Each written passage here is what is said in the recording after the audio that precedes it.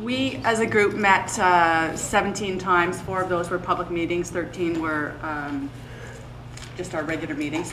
Some of the things that we thought we would just share with you from the beginning was some of the challenges that we felt we faced, just to put it in context. Some of the challenges we faced, that we currently have 671 extra pupil places within our West Arc. By 2020, that would have increased to 1416 for an overall capacity of 69%. I'm sure we'll get to that on one of the slides as well. We also have, by 2020, 67 million in capital improvement deficit. The other things that we found were somewhat challenging in when we were looking at our particular group of schools was the wide geographic boundaries. Ancaster, Dundas, Flamborough, Westdale, West End of Hamilton. And those geographic boundaries not only are vast, but they also include an escarpment and a valley in there, so that we found was challenging in some of our decision making. One of the other things that I'm not sure that I would say this was challenging, but it's just a note, just something to note, is that we were also dealing with communities that historically have been independent communities. So that was something that was in the back, I think, of some of our minds. The other thing, the last thing before I get on that I want to mention that we saw as a challenge was the inability to interact with other ARCs and consider options outside of our terms of reference, even when we did attempt to engage the other ARC on 3 separate occasions. So that was something that we saw as a challenge. So moving on. Oh, there we go. These are the current school boundaries. As you can see, the dotted line is for Highland. The solid line in the lower portion is Ancaster. Pardon me? Oh my God. You press the top Oh, button, see, it'll be the little laser. see, and it's late. Oh, there we go. Oh, how delightful. Okay, so this is Ancaster High in here, the boundaries. This boundary here is for Highland, and in there. Parkside goes up to this corner here, and Westdale is down in there. So as I mentioned earlier, this is our current and projected enrollment data. We have 672, so 671 extra pupil places now, going up to 1415 or 1416 by 2020. So our recommendations are the closure of Highland and Parkside in June 2015 and the construction of a new school on the Highland site, the target opening date of September 2015. Closure of Ancaster in June 2015 and the construction of a replacement school on the existing site with the target opening date of September 2015. And that the existing schools that have been identified for closure will remain open until new schools have been built.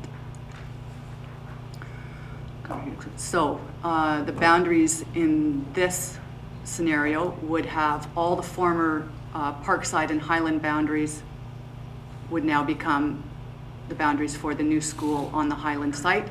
Ancaster's would remain the same, and Westdale's would remain the same. So we were looking at a school of 1,000 pupil places in Ancaster.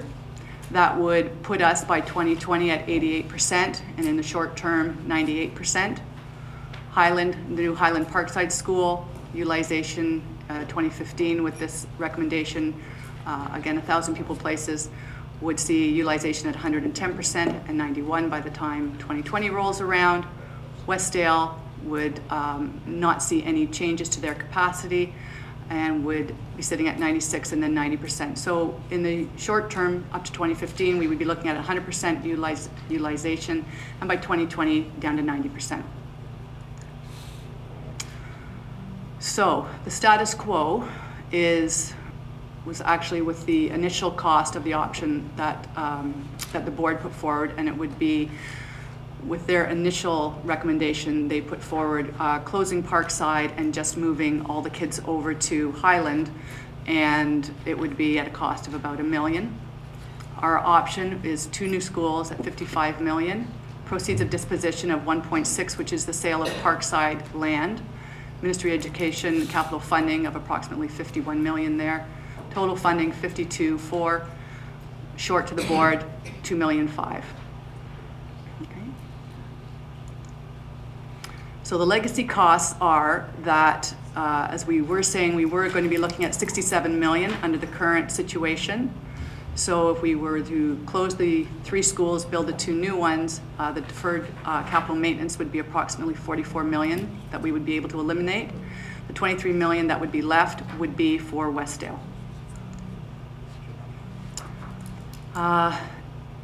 I think that's pretty self-explanatory. The entire existing catchment area would become part of the new school to be constructed on the Highland site and close Parkside 2015. The new Highland Secondary School, or whatever it would be named, would close in June 2015. Proposed construction of the new 1,000-pupil place secondary school on the current site. The boundary would include all the existing Highland and Parkside catchment areas, as I showed you in the previous slide. These are the program recommendations that we are looking at for the new Highland Secondary School. So we would be moving basketball, Global Connect, social justice programs, and we'd be putting in advanced placement there. The new schisms would be digital media, business, nonprofit, transportation. And again, looking at special education, Tier 1, Tier 2 support. Ancaster, it would be a closure in June 2015, proposing to build a new 1,000-pupil place secondary school on the current site. Boundaries remain the same, opening in 2015. New programs at Ancaster would be robotics and soccer under new programs of choice. New schisms would be arts and culture with a theater and performing arts focus, information and communications technology, health and wellness, justice and community service. And again, looking at further Tier 2 comprehensive support, and the Tier 2 comprehensive support social communication focus would be the program that we were looking at for, I guess for lack of a better term, that we were looking at for autism spectrum disorders. That's what I was looking for. Westdale would not see any changes to its existing boundary.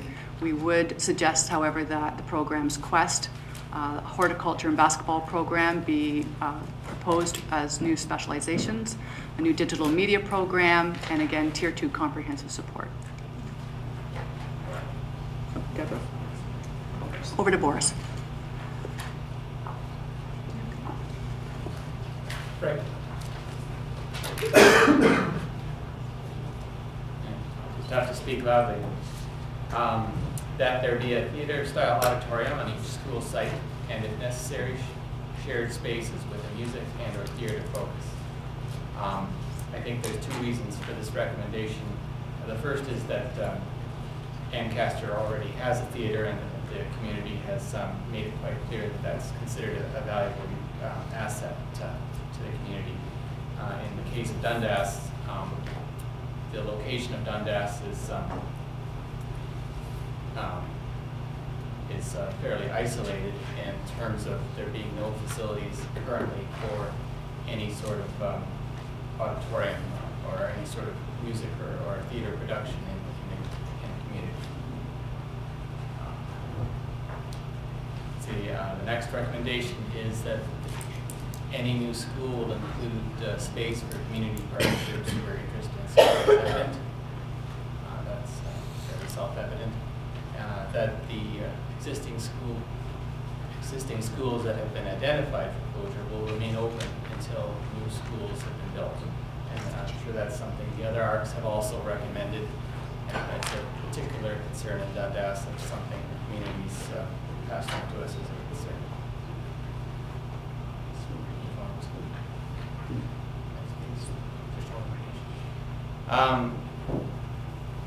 We're also recommending that existing programs and the appropriate space in the current schools be retained if moved to any new or modified schools, subject to consultation with the community and the schools. There are a number of specialized programs in Dundas, both at Highland and at Parkside, and again, the community is concerned about making sure that the facilities in any new school accommodate programs that are viable. Finally, the facilities management department will consult with principals, specialists, and school communities to ensure that the remaining facilities are upgraded to meet program strategy and address the renewal needs as outlined. Again,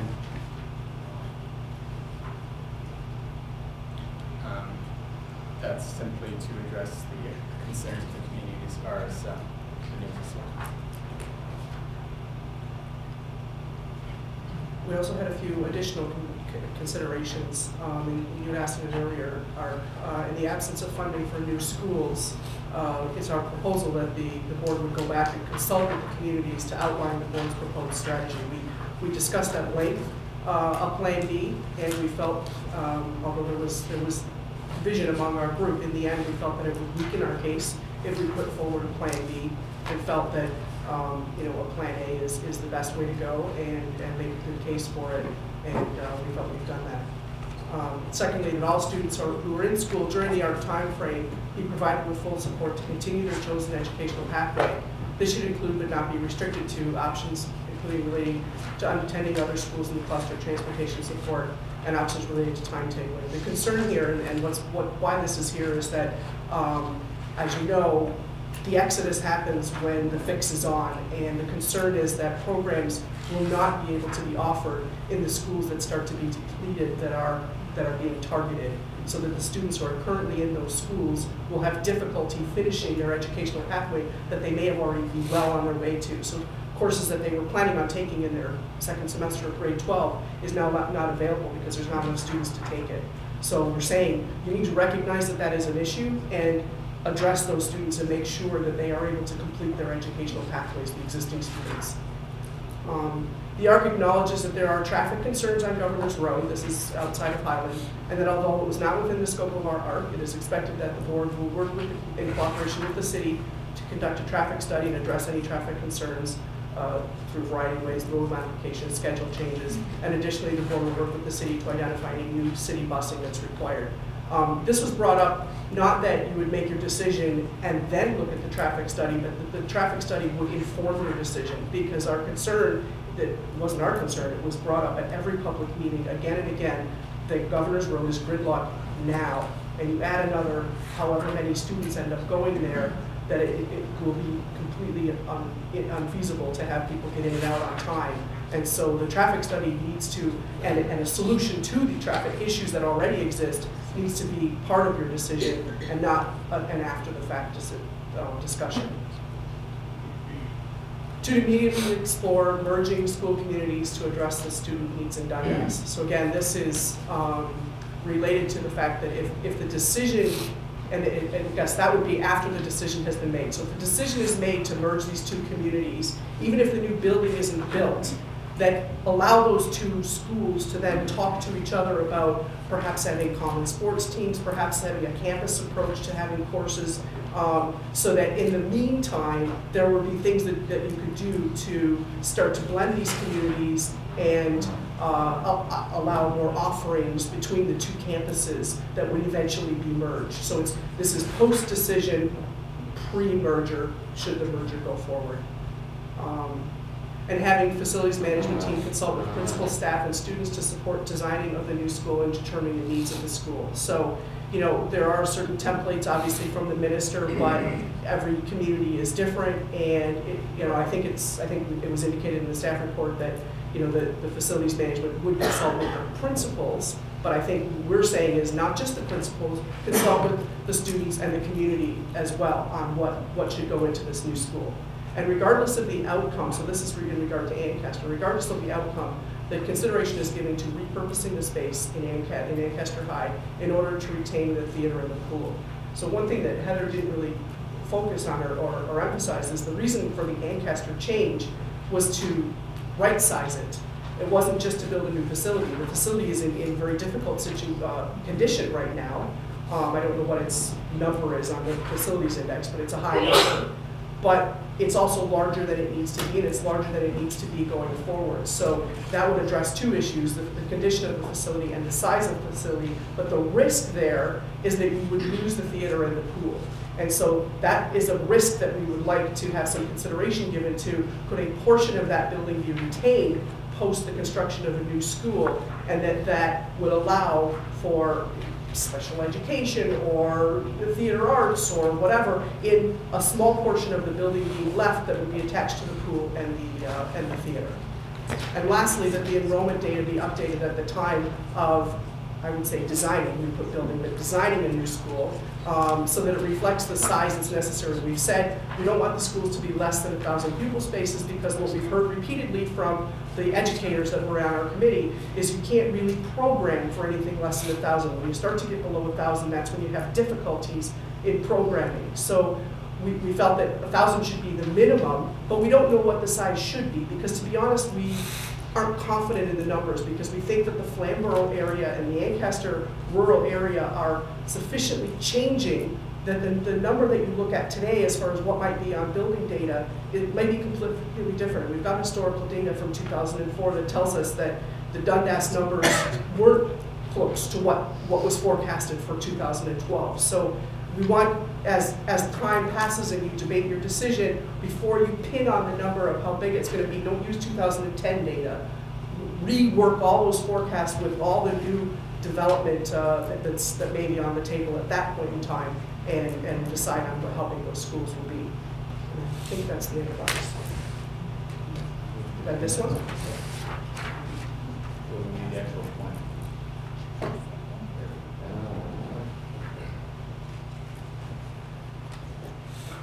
Okay, thank you for all that good work. And now we'll go to Associate Director. Thank you. Through you, Mr. Chair. The final staff recommendation includes the closure of Parkside Secondary in June of 2014 with the realignment of the catchment so that the Parkside boundary becomes the Highland boundary effective September 2014.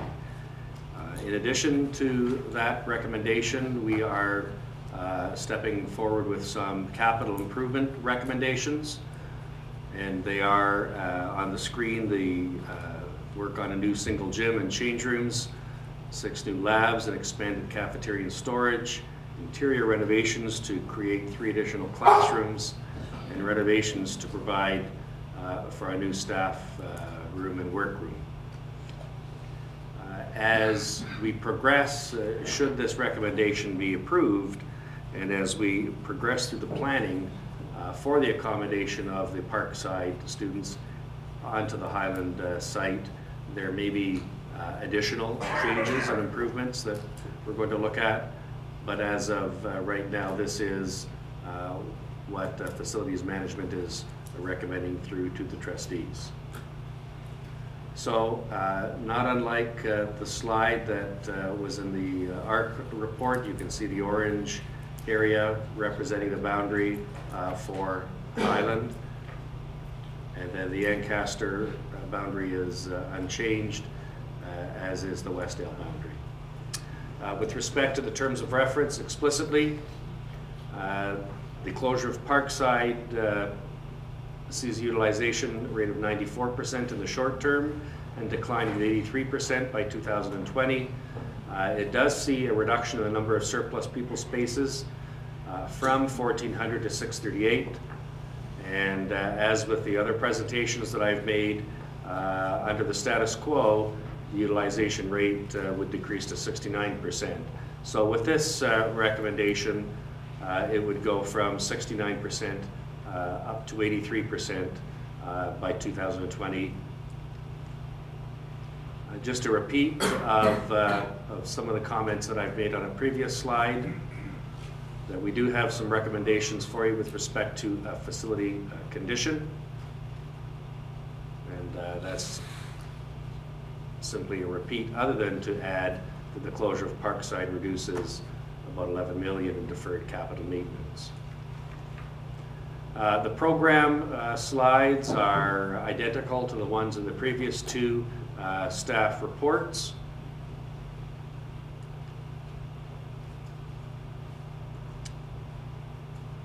And I'll move to transportation.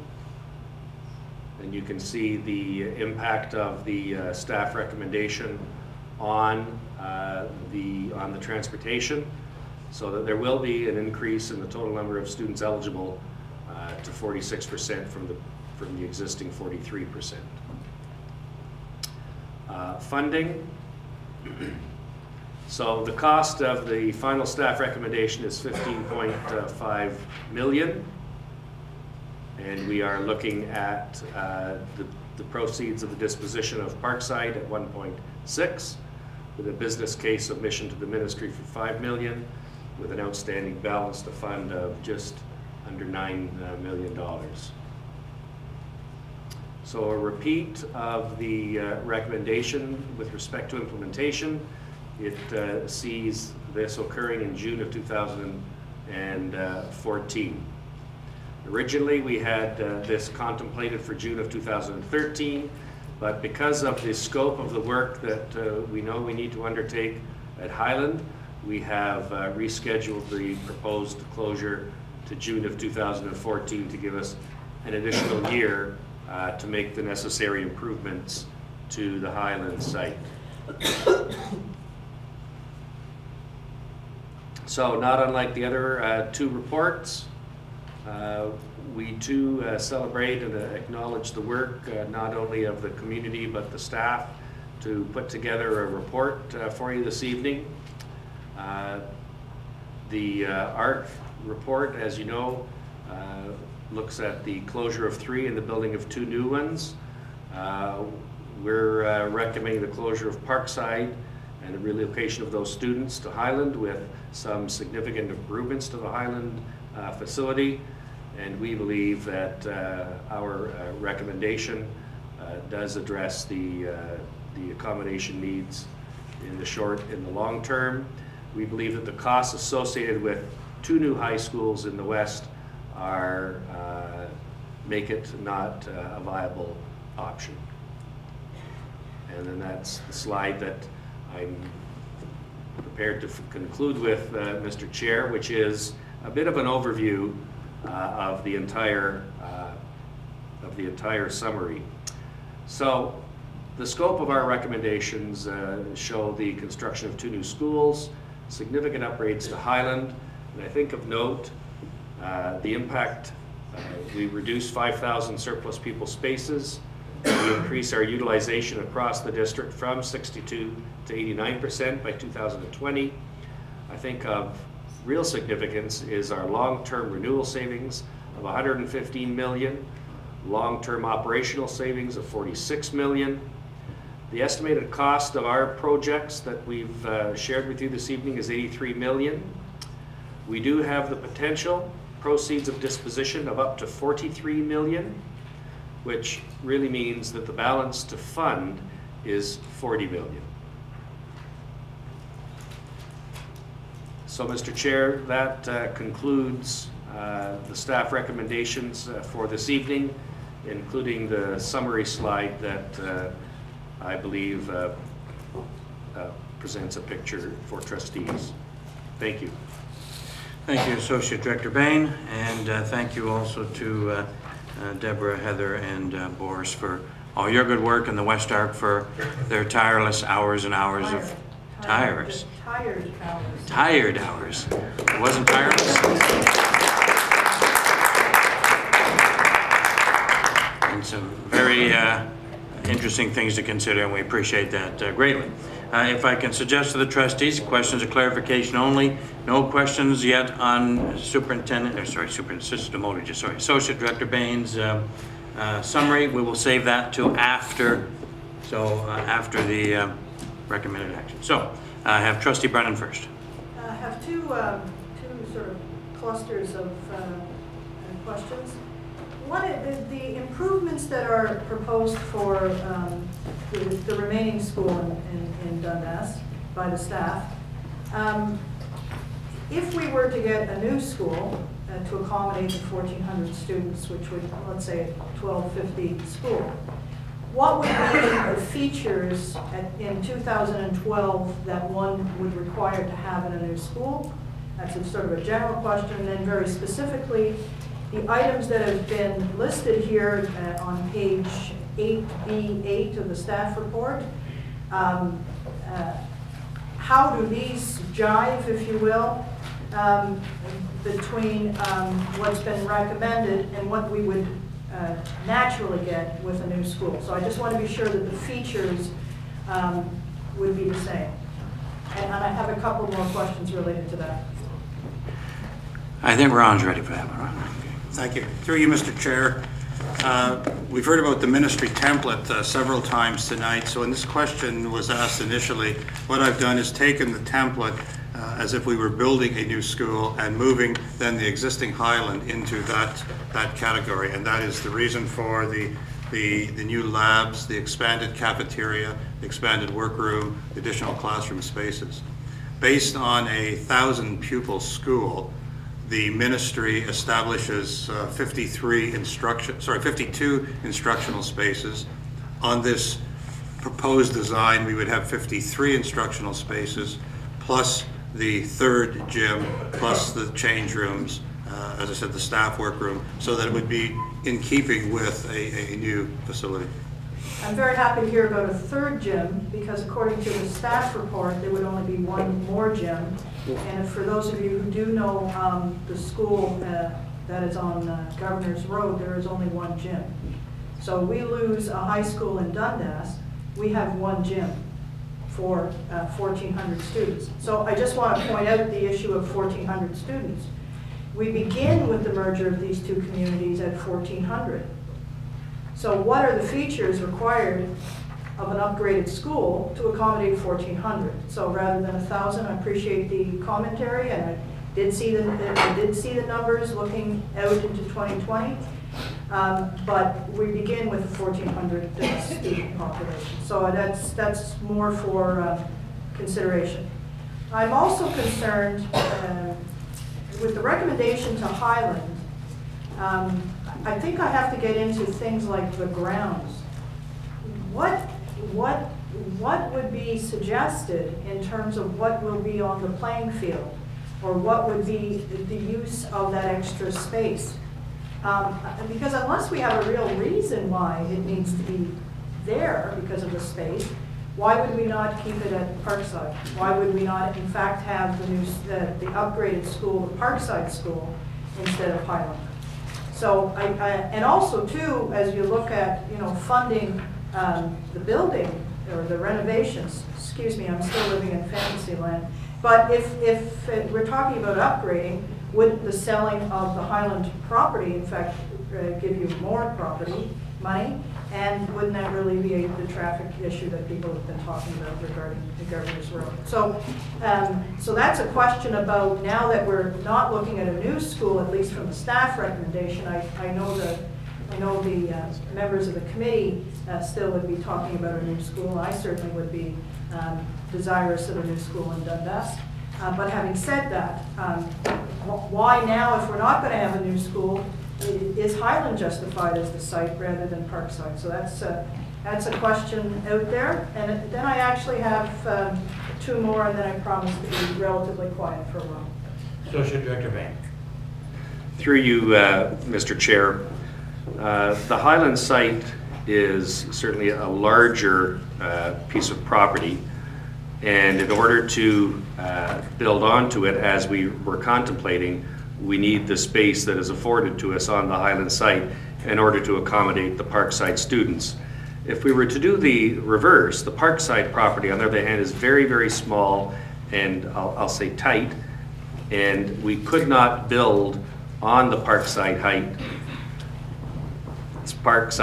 site to accommodate all of the Highland students. So that's the reason that the staff is recommending the closure of Parkside and the expansion, because there's room at Highland. I still would at some point like to, with the upgraded school, still like to see a plan about the grounds. I mean, right now, what do we have? Football field? So if we're going to have this space, then how are we going to use that space? So I think that's important. The other thing for me too would be, we talk about 6 new science labs in the list here.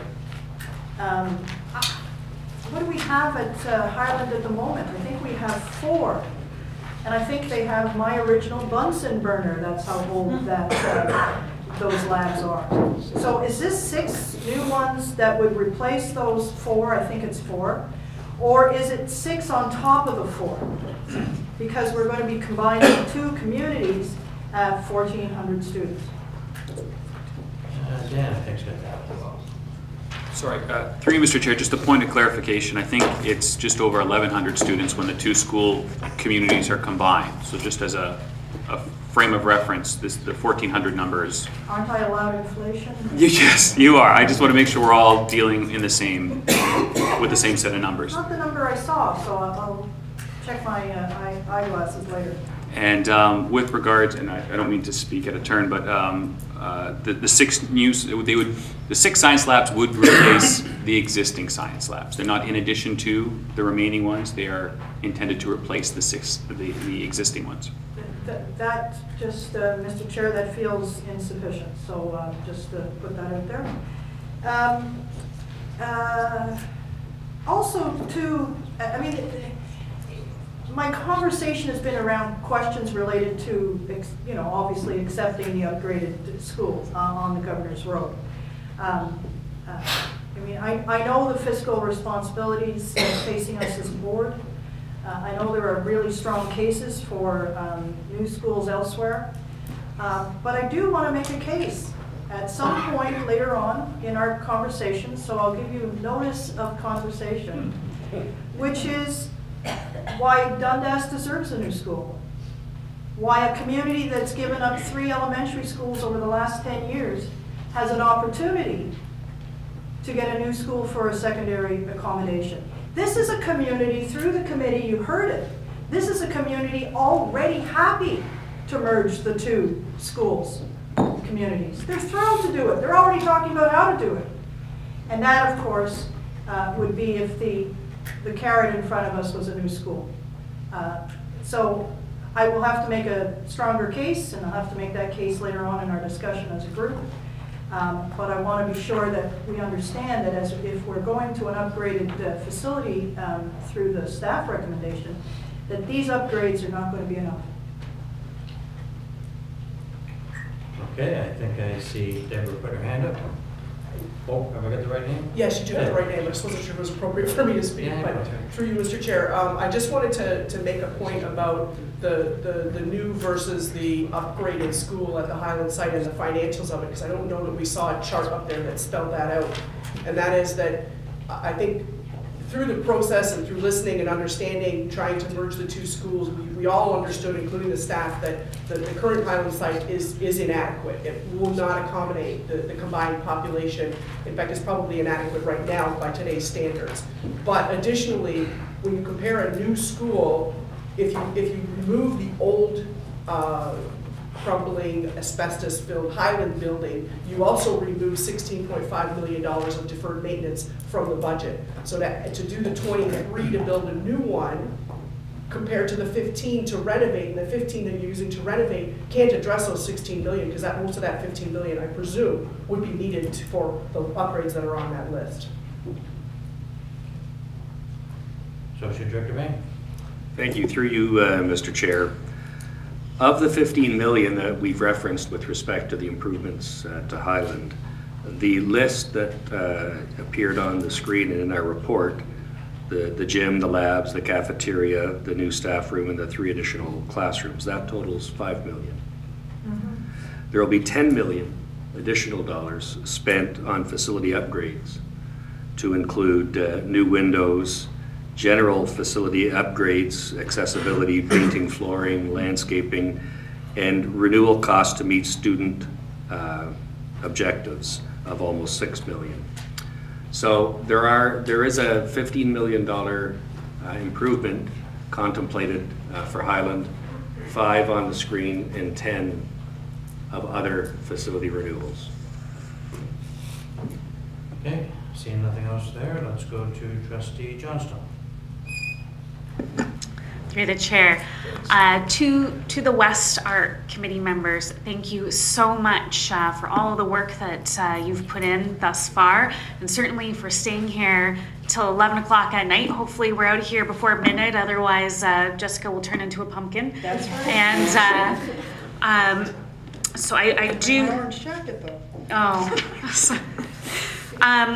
I have a couple questions. My first question is around, I guess, to both staff and to the ARC committee. There wasn't a lot in terms of recommendations for Westdale, yet Westdale has 56% of renewal needs. So I would just like to find out why there really wasn't much from either the staff or from the committee about Westdale.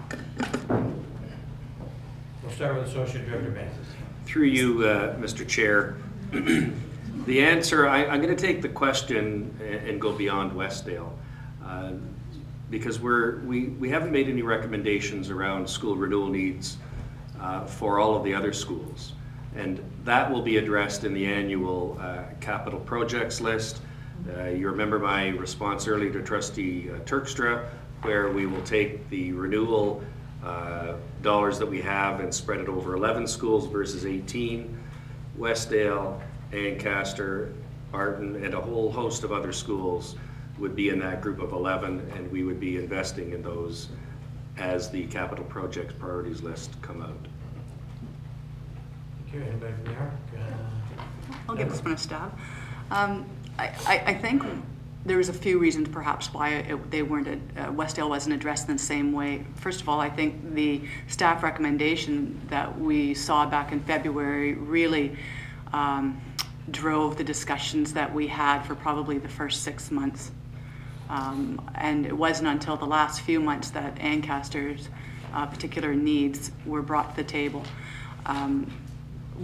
Westdale was sitting at 105% capacity.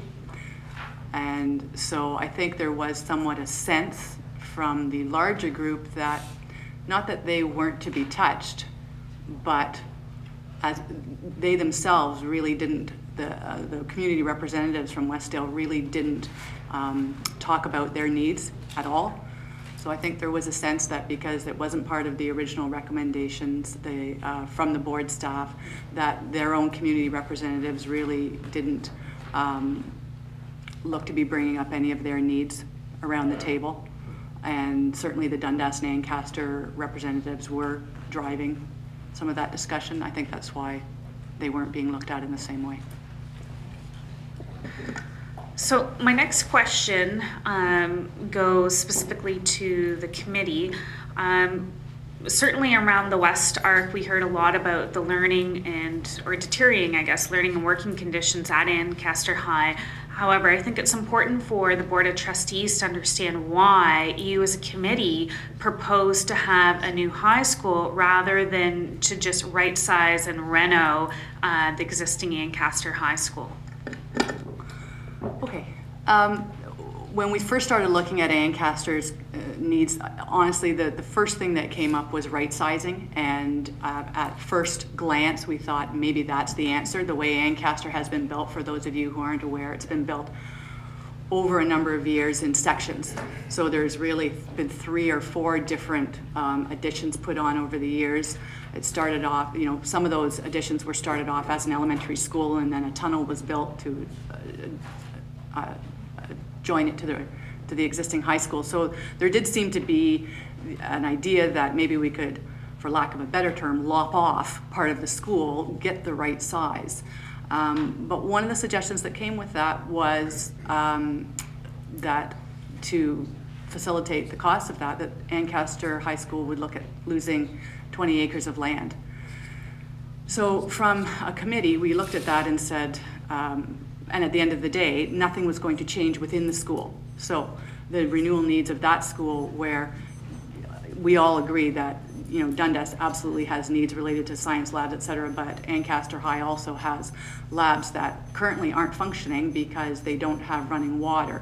We have a library that is the same library today as when I started in 1973 in high school. Feel free to do the math. So when we looked at the fact that right-sizing the school would simply accommodate numbers for the Ministry of Education and was going to do nothing to improve the learning environment of the students, and we were in fact, as a community and a school, going to lose half of our land to just simply address the numbers for the ministry, we didn't think that that was reasonable. And in terms of when we did look at right-sizing as well, The original board suggestion was that we lose a portion of the east wing of the school. What that would do is it would retain the pool and the theater in the west wing, but we were in fact going to lose about 33% of pupil spaces, but we were actually going to lose about 48 or 49% of actual classroom spaces. And when we went and talked to the staff about that, there was huge concerns from a staffing perspective as to what that would do. It would mean the loss of our science labs, it would mean the loss of computer labs, it would be repurposing other classrooms in the school that are specific to, certain programs and make them generic. So there was a lot of reasons, and the staff came up with a very extensive list as to what the issues they saw with simply losing part of the east wing to right-size the school. So we did then go back and ask staff, okay, so what if we could right-size the school and lose the part of the west wing? And to their credit, they went back and looked at that as well. But what they did in looking at that was they literally lost most of the west wing, which would see the loss of the theater, a cafeteria, a gymnasium, as well as the other pupil spaces in there, and that we didn't feel was acceptable either. My last question through the chair is to the staff. With Ancaster High, its current utilization rate is 71%, and by 2020 it's expected to fall to 65%.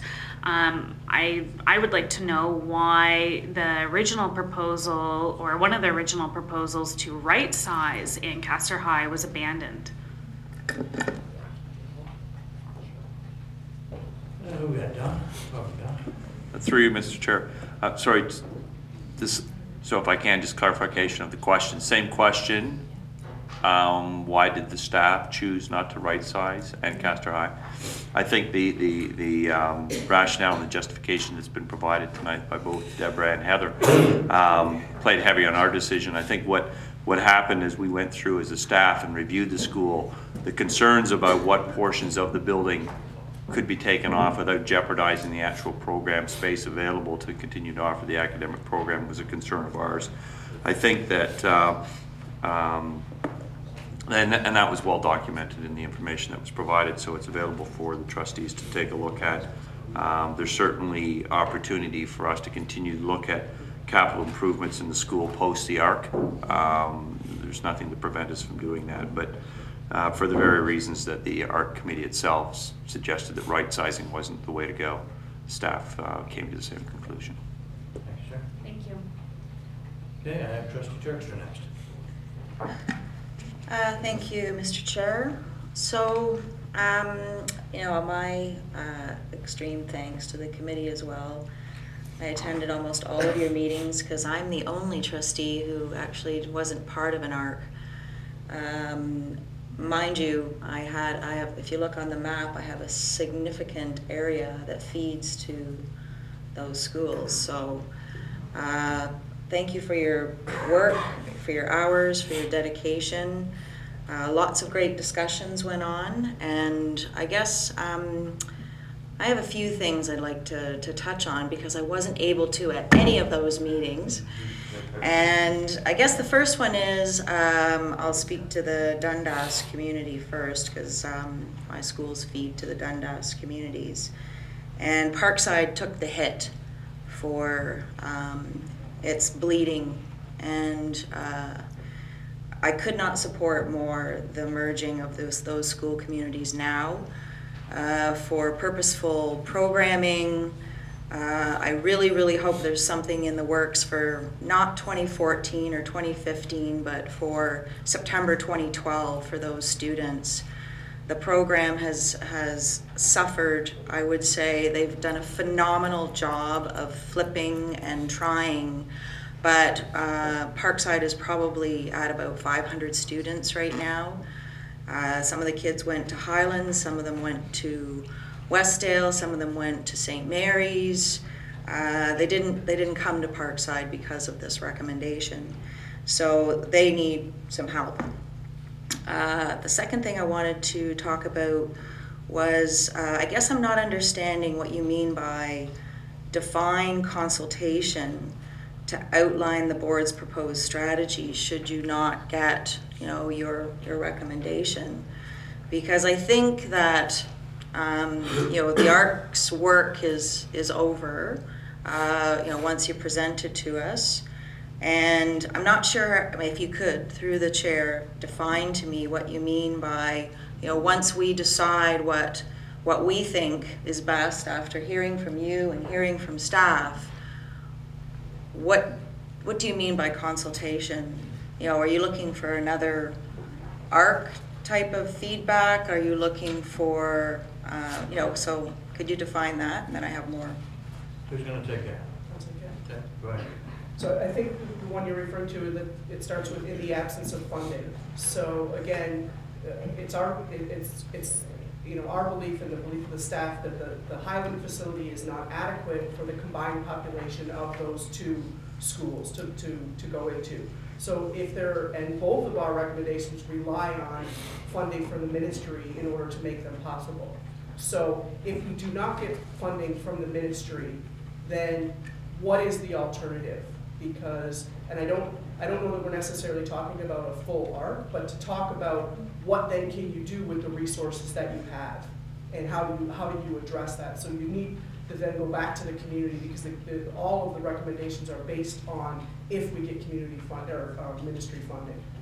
So in the lack of funding, again, the plan B, maybe the plan B is status quo, and you do a big boundary shift and you start relieving Sir John A because there's no money there, and you move to Westdale and it ends up giving Ancaster some people. Like, maybe that's the solution if there's no money coming at all. So, that's the kind of dialogue that we're talking about. What structure that will be, I guess I will leave that to you and your policies. Okay, I don't know how realistic that is after completing an ARC, that we would actually go back and consult again once we've made a decision. So I would like to ask staff, is there a way, or are we supposed to, under, let's say, ARC guidelines, go back and actually consult with what we have decided to hear the community's feedback? Associate Director Bain. Thank you. Through you, Mr. Chair. If it's a boundary review process that is being contemplated as an alternative strategy, then that does involve community consultation, doesn't require an ARC. In order to get to that, if I'm understanding the process, it would be in a circumstance in which trustees approved the recommendations from the West ARC Committee, and there was no funding, then we would have to decide how we were going to approach that. The only way we could approach it right now, I think, is through boundary reviews. You cannot have an ARC, you have to wait 5 years between ARCs. So that's okay. The next time we could go out with an accommodation review process. But it could be accomplished by a boundary review should you adopt the ARC recommendations, adopt the staff recommendations. Okay, thank you. The director wants to add something.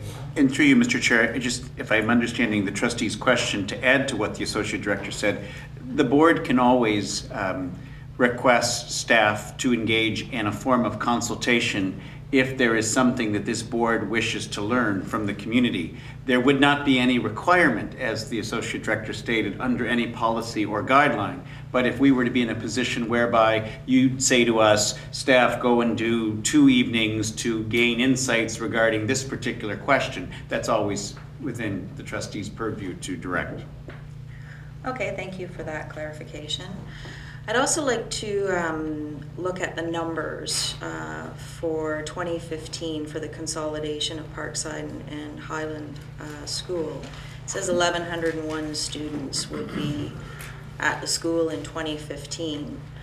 I actually think that will be less because, as I alluded to earlier, we're opening up the out of catchment for Waterdown District High School, and if you look on the map, there's probably half of what I consider to be the remaining portion of East Flamborough that would really like to go to Waterdown District High School. They feed to the Millgrove School, and they've told me they want to go there. So if there's 130 students that go to Millgrove, you know, I would predict there would be a boundary review, and that would probably, it might even come by the request of the actual parent community now that there's this new facility available to them in Waterdown. So the 1101 is based on those students actually still feeding into Dundas, and I would say that that number is going to be a lot less. So if I look at 1101 students, and it's going to be less, and if I look at a new school in Dundas, 1,000 actually kind of makes sense to me. Would love to see a new school in Dundas. But if that doesn't happen, then I really have to question, and you know, we will look at this, why Highland over Parkside when you could sell 18 acres and you know, reap a much larger benefit to spread amongst the other schools. And I can say the same thing for Ancaster. They've got 44 acres, and there's nothing in here about selling any of that land for the benefit of our schools. And that is, I guess, something I'd like to ask, you know, why aren't we selling any of that land, A? And B, why wouldn't we consider Parkside? There's 1,000 lockers at Parkside right now. 1,108. I stand to be corrected. Over 1,000 lockers at Parkside right now. And the land around it is really, really well used. So to Trustee Brennan's question, what is the space utilization of Highland? And if we're not using it in a really purposeful way, then why wouldn't we sell it? And that's over $7 million could go and renew not only Parkside, but some monies could go to Westdale and could go to Ancaster. And then you've got 44 acres at Ancaster that isn't on the table in either one of these recommendations. So through you, Mr. Chair, some clarification. Let's go to Dan now. Thank you. Through you, Mr. Chair, I'll answer the first portion with regards to site sizes between Highland and Parkside. And I think we kind of quickly went over that, but to put it into perspective, the Highland site as it sits today is approximately 18 acres, whereas the Parkside site is 4. So to program 4 acres worth of space for 1,000 students, it's not only the building itself, it's the outside programmable space, whether it be soccer fields, track field or whatnot, is very challenging to do on such a small size. When you look at, you have 15 or 18 acres, you have the ability and the flexibility to not only expand the footprint of the building, but also fully utilize 15 acres of programmable space that you would just be giving away. The discussion did happen. I know we talked about both points about exploring the possibility of selling one and rebuilding on Parkside. And the committee might be better off answering the questions regarding selling off a portion or all of the Ancaster site, because that did surface in our discussions, and it was explored, and the committee in their final recommendations chose not to go down that path.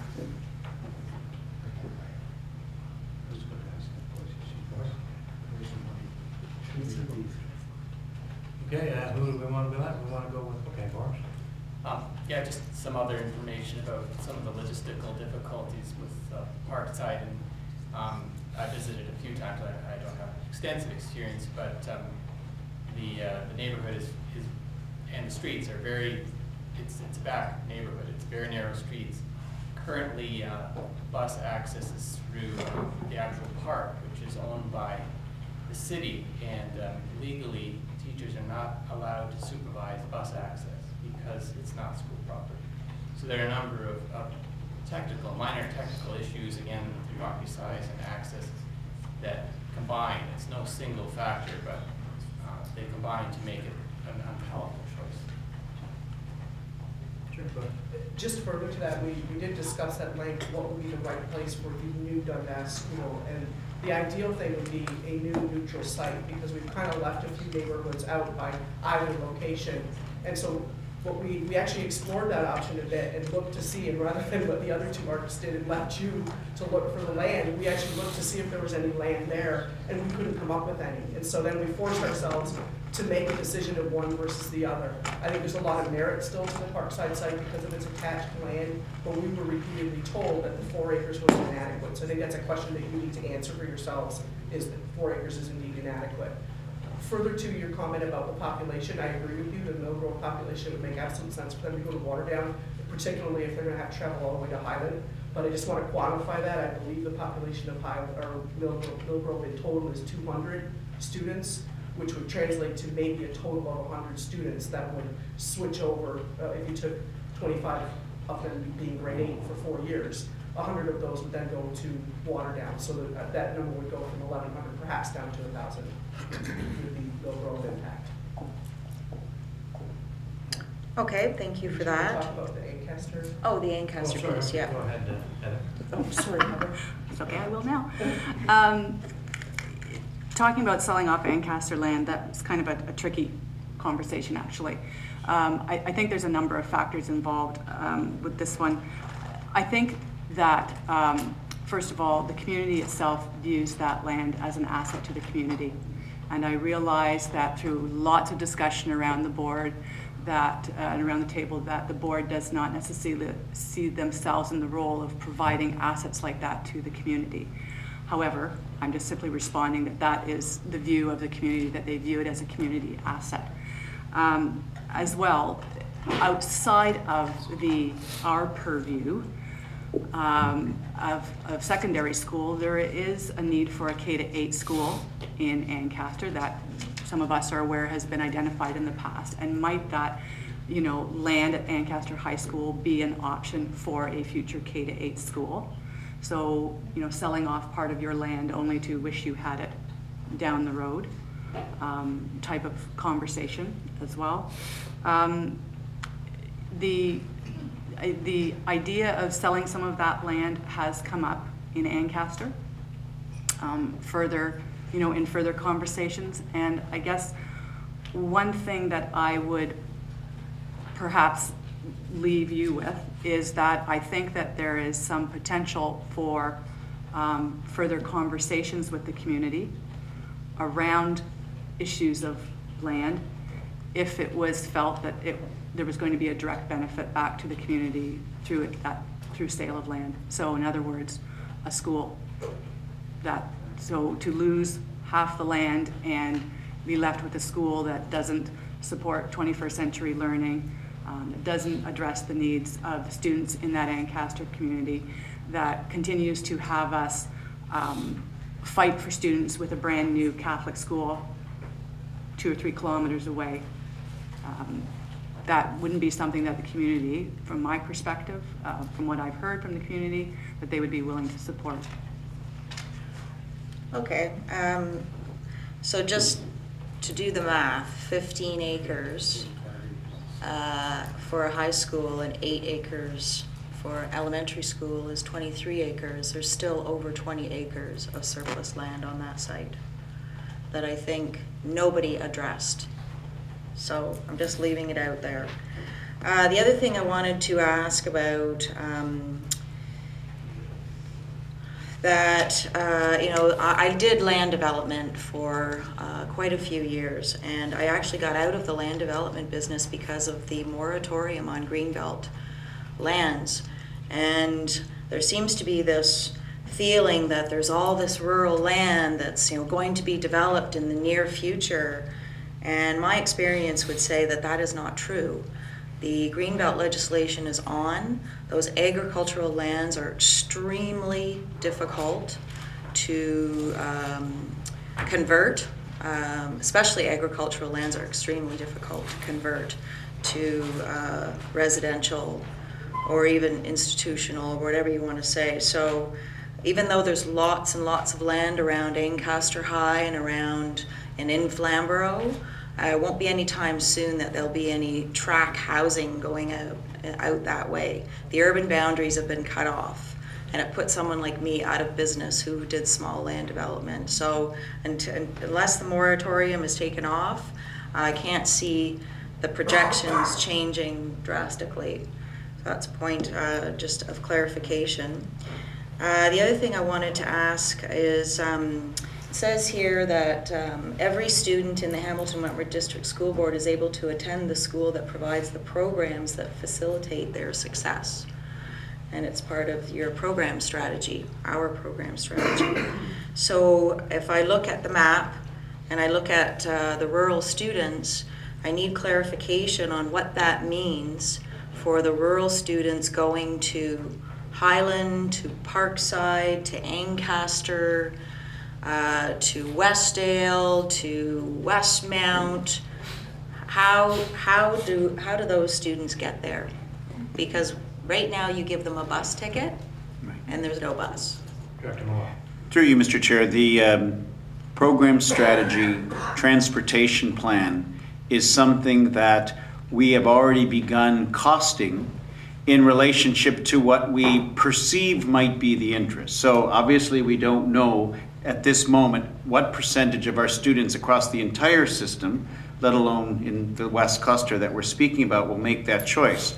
So we're basing our work on the assumption that 10% of our students would desire to have access to a program elsewhere. And we arrived at that number from our experience regarding how, when there are options now, how many of our students might go, and where there is access, how many of our students might go. And we based that preliminary judgment, and we are working at costing that, and that's why, as I've said in this boardroom before, we need to bring that back to the trustees as part of the entire package regarding budget decisions that will allow us to not give a bus ticket where there is no bus.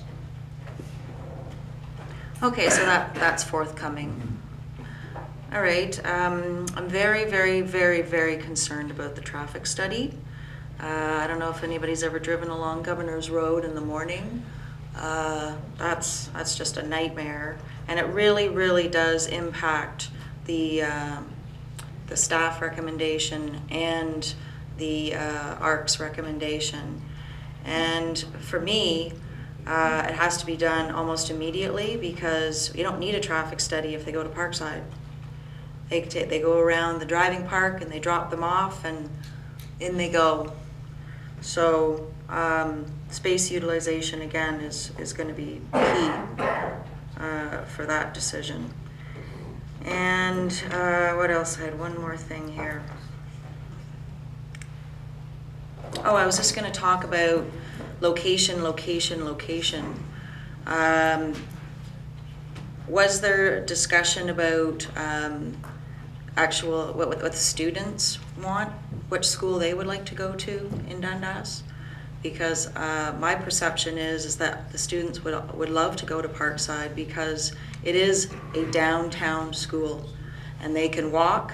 They can walk not only to the downtown, but they can also walk to their co-op placements in town, and that's been an extreme benefit. So, just wondering if if the students have been polled for merging those communities. I was just going to, we actually had the two students that sat on our ARC went out and visited each of the schools and met with the students and talked to them about some of the proposals. So I think that was probably kind of unique to our situation, and one of the ladies who did it is sitting beside you.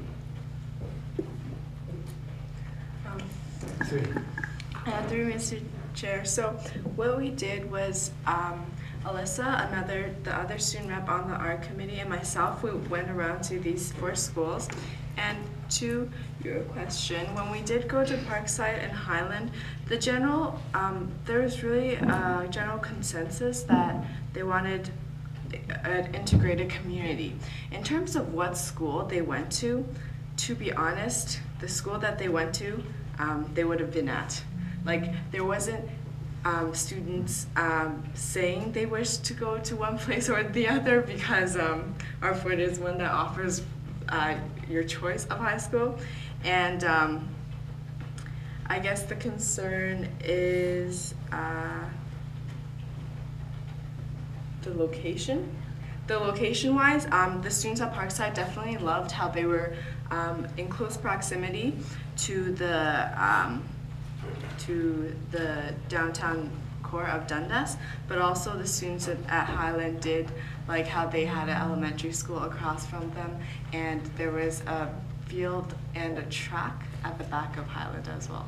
So they loved where they were going regardless of what school. Thank you. Anything else? Nope, that's good. Thank you. Trustee Brennan. Well, there's A1 Pizza across from Highland, so they do have places to go. I think that place means. No, I am tired. We are at the end, we are past my, not bedtime, and the daily show with Stuart is finished. But my only thing in terms of serious element to this is that earlier in the evening with other arts making presentations, we were looking for where would we have another French immersion place, where might we have another self-paced program, and Dundas is kind of the place where French immersion people live and are involved in other communities. So if we're looking for a place for some programs to land and we're worried about numbers being too small in certain places, I think Dundas is a wonderful place for a new, we could call it Westmount, and we could, anyway, just when we get to the program strategy piece, I think we need to be looking at some serious questions, yeah. Trustee Hicks. Thank you, Alex, for that. Again, thanks very much to the committee and the hard work that you've done. I'd just like to follow up on Trustee Turkstra mentioned the Parkside 4 acres and 18 acres. I would have a lot of difficulty if we ended up with a brand new school on 4 acres. I mean, to me, that wouldn't be acceptable. Getting to the land in Ancaster, and you alluded to it, Heather, about you did get some feedback from the community about selling the land. Can you expand on that? Was that a possibility? The reason I asked that, if you consider the Firestone Rec Center right across the road, you've got the arena, you've got the gym, you've got all those playing fields, you've got a natural cross-country course just to the back of it. If you were to build a brand new school, 1,000 in Ancaster, you would have probably one of the best community hub areas in the city. That's what's happening at Westmount. When we've got the family of schools, a brand new rec center there, we're going to end up with 4 gyms, 2 in the high school, 2 in the rec center, the pool and everything. So, and the ministry, they want community hubs. So to me, if you could explore that possibility, and I'm going to explore that as it'll be our turn to discuss this in May.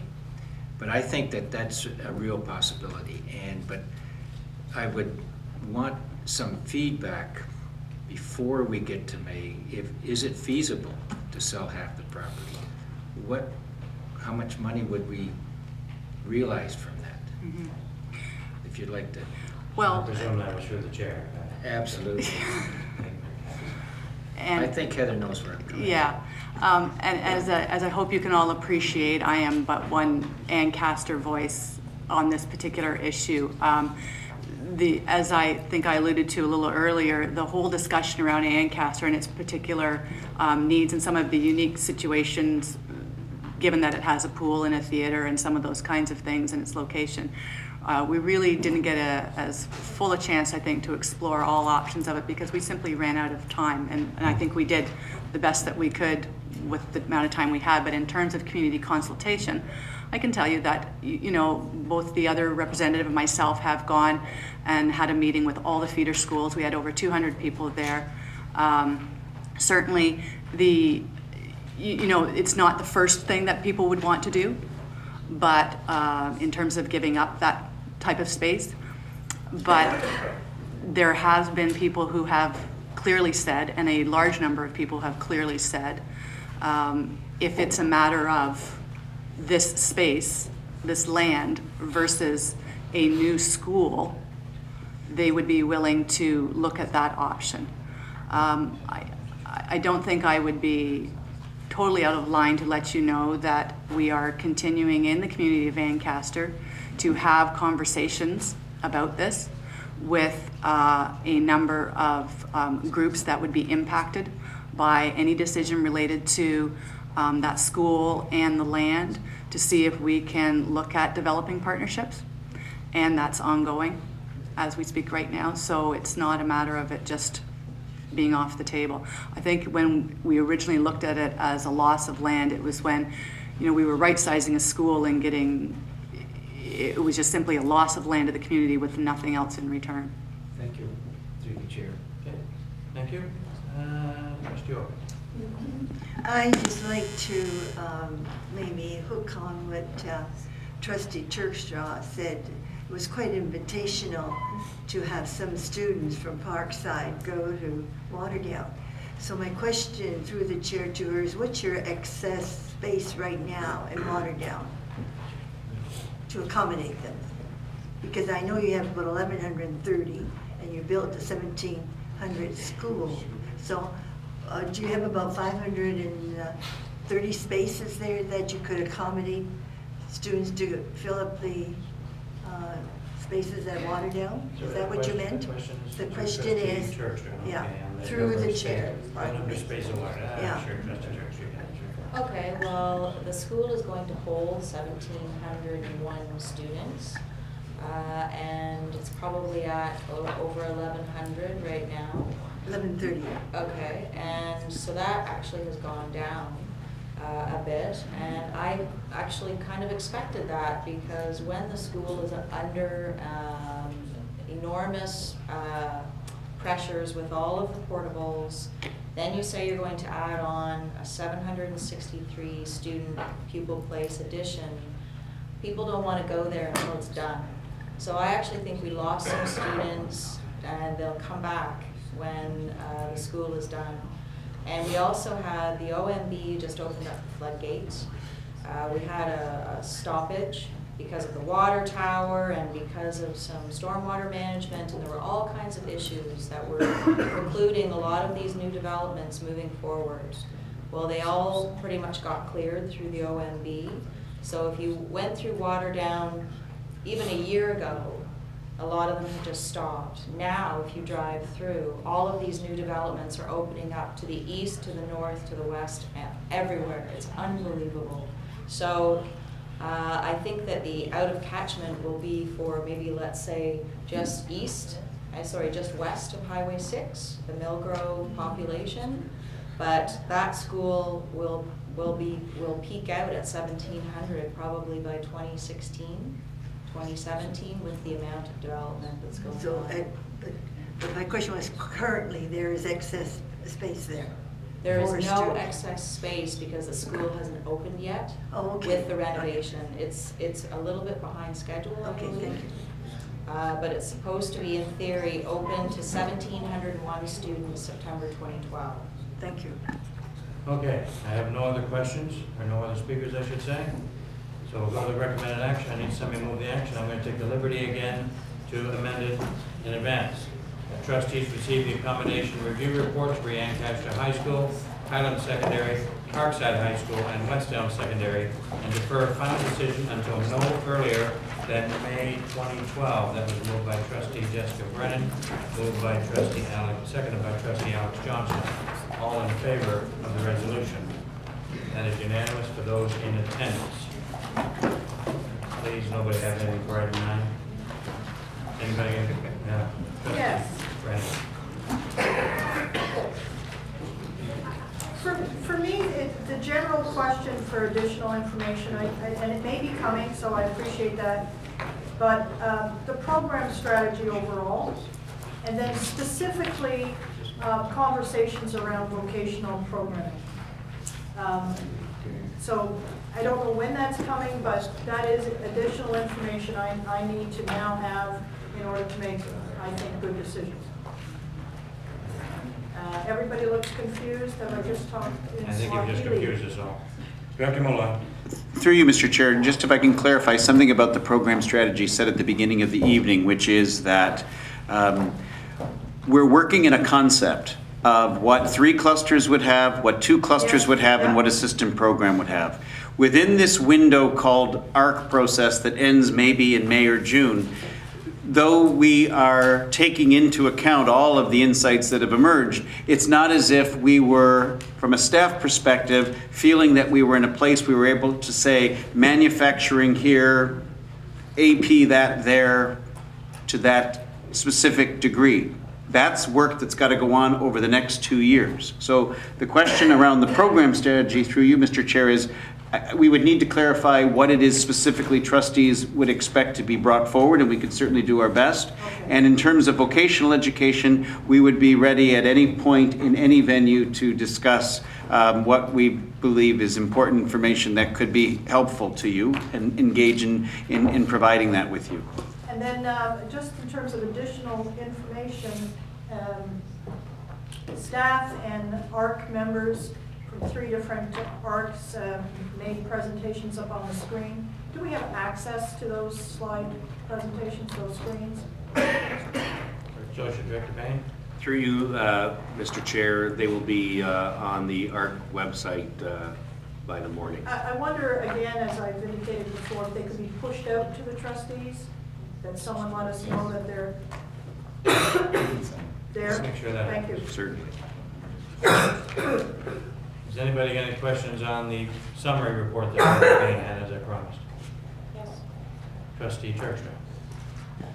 So the summary report gave us a summary of the staff recommendations. Do we have a summary for what the 3 ARCs look like in terms of total savings, like all of the numbers that you gave us for the staff recommendations? Dan? Through you, Mr. Chair, the summary this evening, 2 of the 3 ARCs are aligned with the staff recommendation.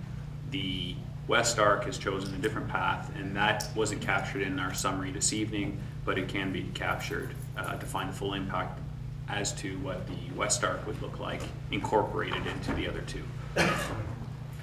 Okay, and the other thing I wanted to look at was there's a recommendation for a new school in Dundas, and it's on the Highland site, and I totally understand that it probably wouldn't be feasible on the Parkside site, but I did see a drawing that showed if we were going to renovate a Dundas option, then the staff presented us a renovated option for Highland. I'd like to see the renovated option because I've seen a drawing for Parkside going forward. Trustee Brennan. Also, in the commentary from some of the members that we presented for the South ARC, they were indicating that some of those options didn't need to have the self-paced program in them, and I'm wondering what those options would look like, taking out Westmount, as that's outside of the terms of reference. I don't even know if they're reasonable. If I just wanted to know if that was something that staff could look at. Dan? Sure. Through you, Mr. Chair, just a point of clarification. The presentation made this evening by the South ARC only included the schools within their terms of reference. So that's what was presented this evening, is what the recommendations would look like absent any movement of the self-paced program. So their concept B, C, and D? It would be B, D, and E. No, but the concepts they laid out did not include? No. Well, that was just Okay. an additional consideration. And Way too late for me. Thank you. Sorry, but I retract that then, since it's obviously not needed. Are we clear on that? I think we're clear on that. Because what wasn't brought up in the slide tonight with the South Arc was the additional considerations. The staff did did address those, but it wasn't put up on it. And in one of them, they said that because it was outside the ARC, that it wasn't considered and there could be an appeal, and that wasn't up on the slide, but it was in our package, so that's a clear. Through you, Mr. Chair, just to clarify, or not clarify, but to quickly state again what Daniel said, everything that you saw this evening from the South Arc was within the terms of reference. Their suggestion to the board is that they think it could enhance their suggestion should you consider the other piece, but all the data that you saw was without any change to Westmount at this time. It would only be if you wished to consider it. What they say would be an enhancement. Can I ask when that would be considered, if that would be considered? Well, that's what they asked. When would it be reconsidered? What would be the process to have that brought into the body of the...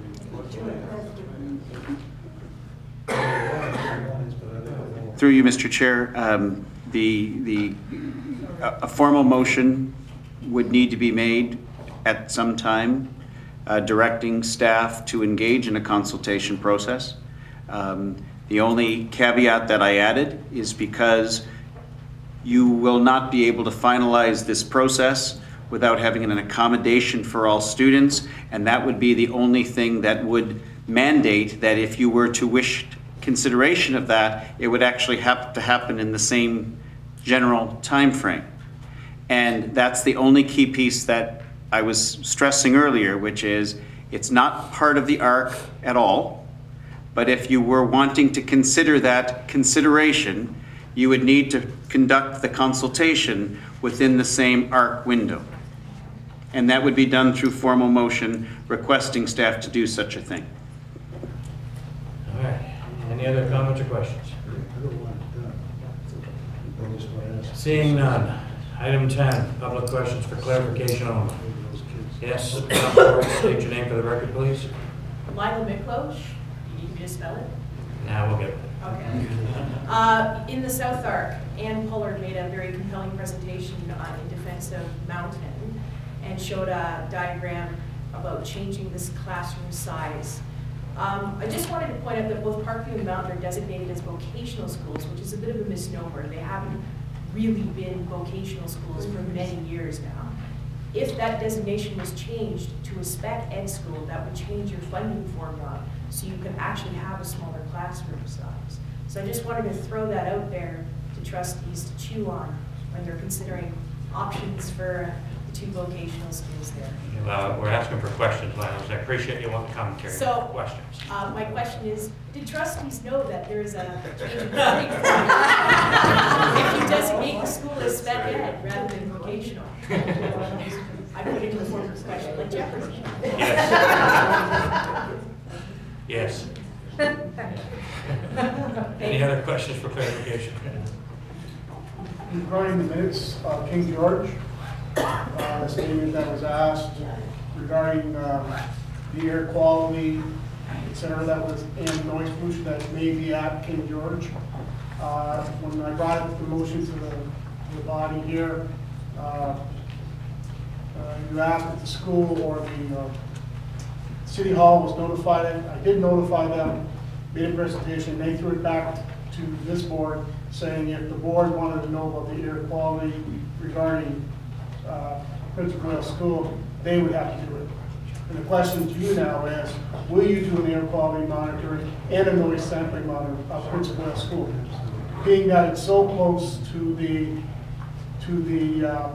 truck route being right beside it and the truck route being on the other side, and the children only being on 6 feet away. The superintendent's not in the room for that right now, but Trustee Simmons has the information. Thank you. I checked with Superintendent. Oh, there he is. Oh, he's hiding around the corner. He's behind. Superintendent Rocco.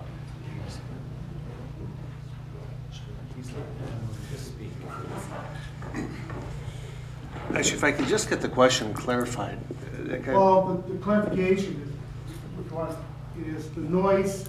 I had some people look at some noise possibilities that happen with children play areas, which sits approximately 7 feet from Cannon Street and Lottridge on the perpendicular.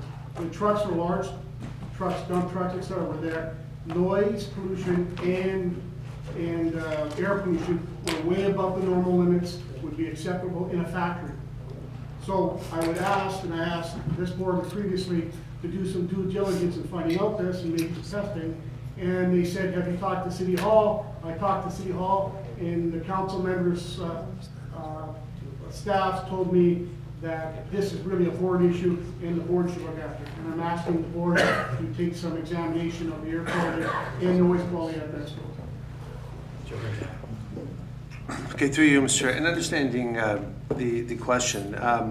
Currently, I have not had any concerns from the community about the issue, but I certainly can have a conversation with our facilities management department and look into the concern. But to date, I've had no concerns from the community about this issue. The school has been operable for over 2 years. King George, which is just basically across the street, is in the same proximity, which would have the same issues. But the question is well taken, and I'm sure I can have a conversation with our facilities department through Mr. Gallo to potentially look at the situation. Thank you. Knows the one more. State your name, please, for the record. My name is Diana Kennel. They were able to ask a question. During our process, the board staff admitted that they incorrectly costed and drew the little picture of the Parkside Plan B proposal.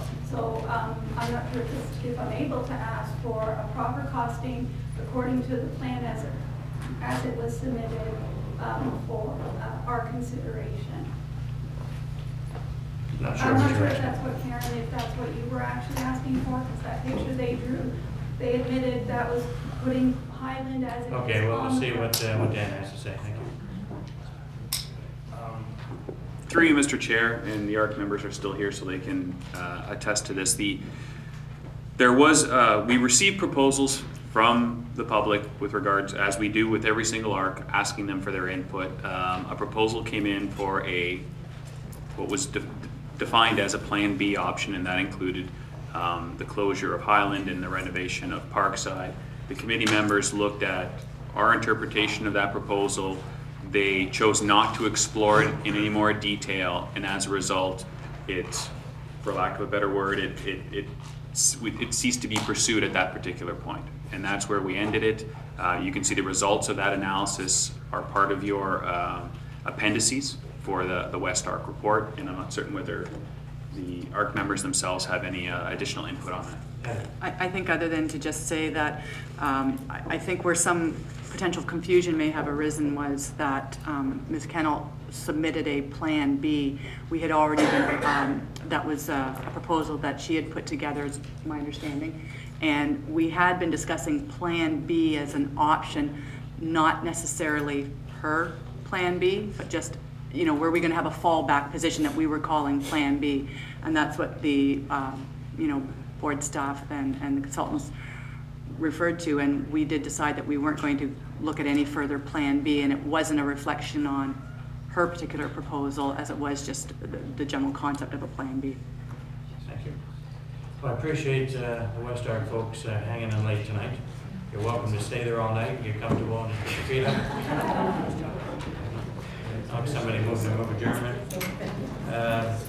Let's take Trustee White and Johnson. John stole that.